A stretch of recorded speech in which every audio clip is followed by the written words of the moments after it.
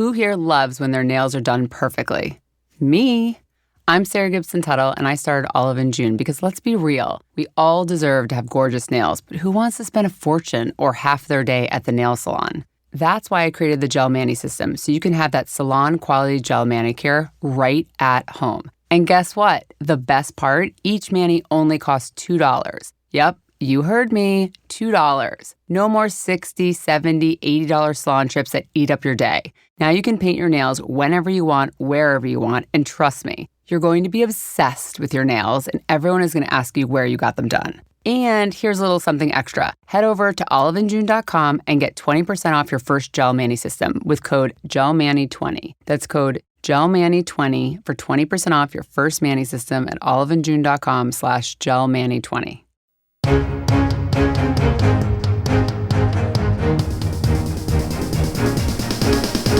This is the Washington Times front page for Wednesday, February 4th, 2026. Thanks for joining us. I'm George Gerbo. The House narrowly approved a spending package that ends a 4-day partial government shutdown and keeps most agencies funded through the remainder of the fiscal year. Lindsay McPherson reports the 217 to 214 House vote sent the measure to the president's desk, which he signed soon after. The measure provides delayed full funding for 7 departments, including Defense, Education, State, and Treasury. The Department of Homeland Security, meanwhile, is funded only through February 13th. Democrats say they will not support a full-year appropriations bill without guardrails on ICE and other immigration agent activities. A U.S. fighter jet shot down an Iranian drone that aggressively approached an aircraft carrier in the Arabian Sea. Ben Wolfgang reports the drone that approached the USS Abraham Lincoln had unclear intent, officials said, leading American forces to take protective action. The drone was shot down just hours after Iran signaled it wanted direct negotiations with the Trump administration, which has demanded Iran make major concessions on its nuclear and ballistic missile programs.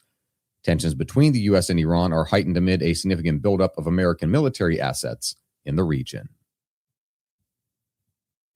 Former President Clinton and his wife Hillary have agreed to testify before a House committee about their relationship with Jeffrey Epstein. Mallory Wilson reports they are set to appear later this month before the House Oversight and Government Reform Committee to answer questions about their years of history with the late financier. The Department of Justice has released millions of documents related to its investigation of Epstein. The former president's name shows up 17 times on the flight logs of Epstein's private jet. Clinton has never been accused of wrongdoing in connection with Epstein. Immigration and Customs Enforcement has hit a record pace for formal deportations, averaging more than 1,400 removals daily last month. Stephen Dinan reports the number of book-ins, a rough proxy for ICE arrests, and the pace of deportations, however, were below the administration's goal of 1 million annually.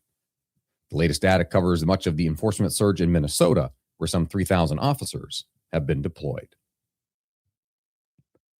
And finally, the U.S. could learn a lot from its Nordic allies about projecting military power in the Arctic, where the cold weather wreaks havoc on the high-tech tools American forces rely on elsewhere. John Seward reports although batteries have become critical in all manner of military technology, they've become a weakness in the Arctic.